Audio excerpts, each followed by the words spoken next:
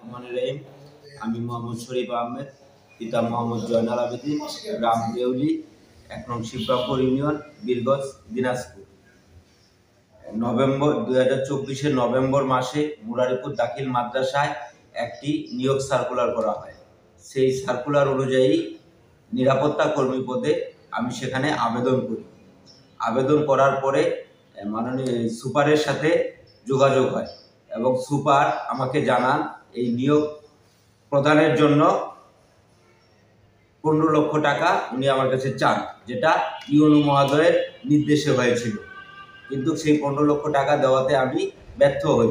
না দেওয়ায় ইউনো মহোদয় এবং সুপার দুজনেই সেটাকে অর্থের বিনিময়ে আমার কাছ থেকে 15 লক্ষ টাকা চাইছিল, সেটা আমি দেই নাই।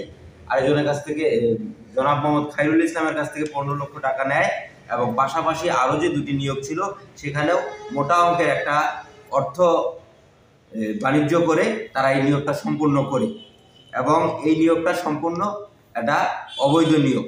বাংলাদেশ মাদ্রাসা শিক্ষা বোর্ড 6 জানুয়ারি একটি প্রজ্ঞাপন জারি করেন।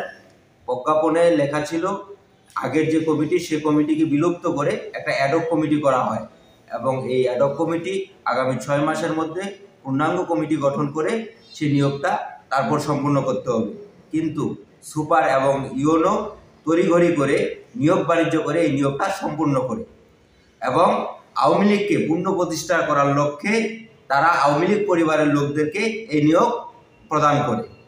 তাই আমি মাননীয় আদালতের কাছে এর একটি সুষ্ঠু বিচার প্রার্থনা করতেছি।